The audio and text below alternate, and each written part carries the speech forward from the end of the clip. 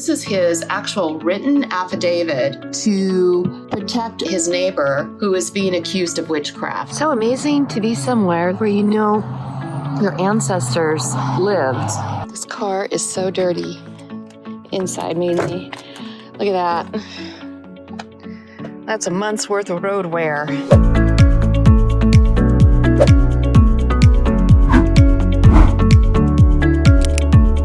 Hey, good morning everyone.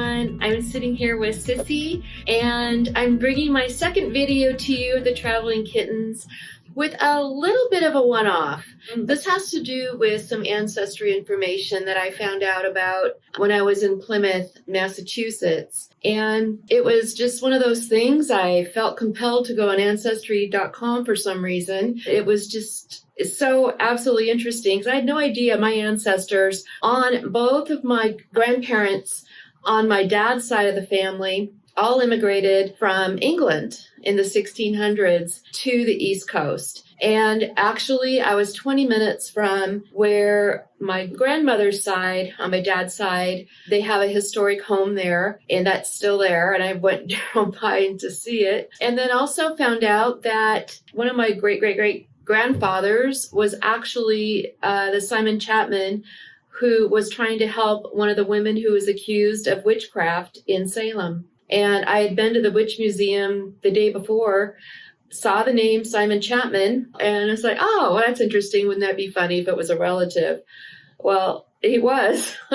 So I had no idea about that. And it's just interesting. I certainly don't get anything for Ancestry.com, but if it's something you're interested in, it's really fun. And I think as you get older, you maybe start to get a little bit more interested in who your ancestors were. And I'm still working on going through it. I think you get 2 weeks free. I think it's $40 a month after that. So I'm just going to show the screen here and just kind of show you what happened when I went through. I'm here on the Ancestry.com website on my laptop, and I just wanted to show you how this works on the family tree.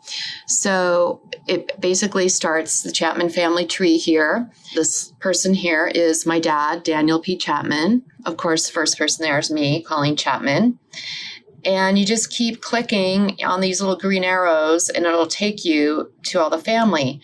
So his dad, Arthur Chapman, and then Arthur Sr., and then it goes over to Edgar Chapman. What's interesting is they have to have had sons to carry on the family name. And a lot of my ancestors only had one child, a son. So it was unfortunate that we were able to carry on the name. And so then we have Russell Tracy Chapman, Ezekiel Chapman, Aaron Chapman, and we go up here to Joseph, his father, and then here's Simon. So Simon was born in 1643. Believe me, this is the person that I saw at the Salem Witch Museum and was surprised that he was my 8th great-grandfather. So this is the kind of stuff that you can find on Ancestry.com. It's just so interesting. And I had no idea. This right here is the information that I found when I was at the Salem Witch Museum. And this is his actual written affidavit to protect his neighbor who is being accused of witchcraft. So that's the actual affidavit from Simon Chapman that is in the museum. So he lived to 92 years old.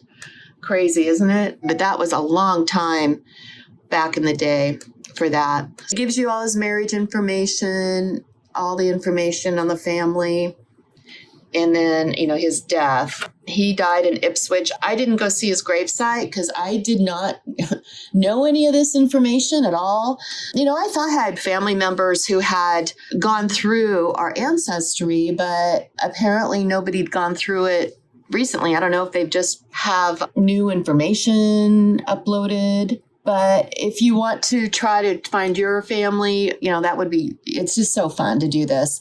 It is nice to be on the right side of history. I would have hated if my ancestors had been the ones hysterically convicting innocent women of witchcraft. But I also found in the family tree, I think I told you the other one, is I have Let's see, go back. Edna Florence Chapman. She was married and she was a Briggs, so that was her last name. Swen, Briggs, and that whole family.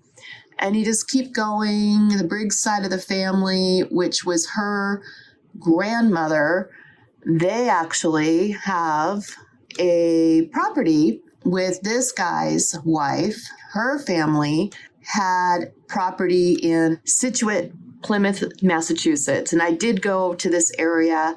So she is technically my 9th great grandmother.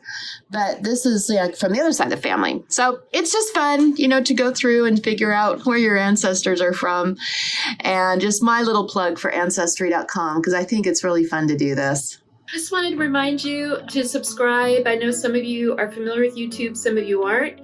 There'll be a little button and you just hit that button. You can hit the like button too.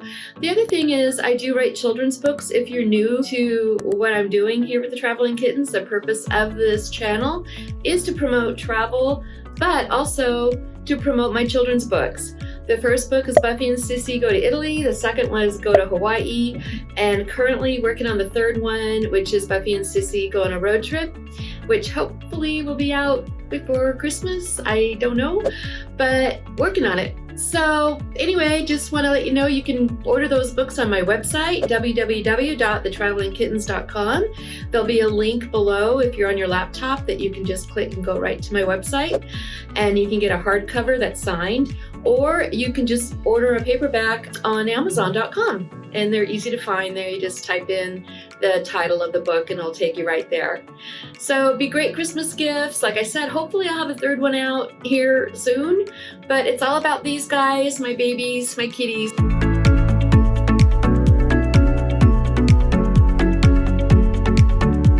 Sissy's not much into watching the Seahawks tonight. We're relaxing in the room watching football. But this is how she normally is. As long as she's been alive, she's always loved to lay on legs, right in the middle of your legs. I know a lot of cats do that. So she'll start off here and then I move around too much for her to stay there. But boy, she tries in the beginning. That's exactly where she wants to be, right on my legs. Isn't she just adorable? She really is such a sweet kitty.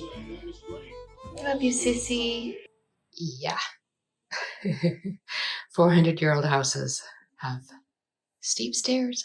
So amazing to be somewhere where you know your ancestors lived. And it's kind of really, really cool to find that on Ancestry.com. This is the Cudworth House. And I can't even pronounce the name of the Scituate. Anyway, I'll have to figure out that.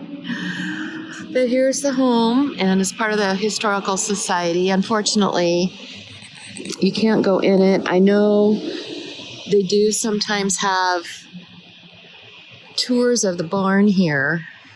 I saw that online. I traced this back to the 1600s with my 10th great grandfather on my dad's side of the family. And he came over from England, as did a lot of my ancestors, I'm finding out, who settled here in the New England area.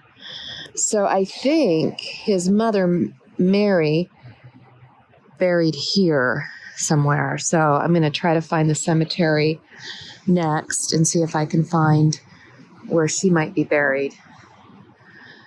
The area, of course, is grown up. There's a recreation center here. It's very pretty, beautiful here. But it would be fun to go inside. I don't know if I had known ahead of time if I would have been able to, maybe make a donation and say, hey, can I tour?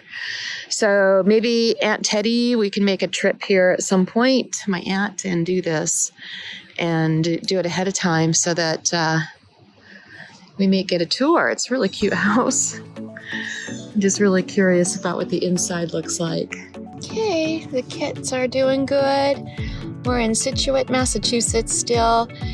getting ready to head out and go visit April Cox, who I've never met, and we've worked online together with the Traveling Kittens books. And so we're going to meet her in her hometown of Pawtucket, Rhode Island.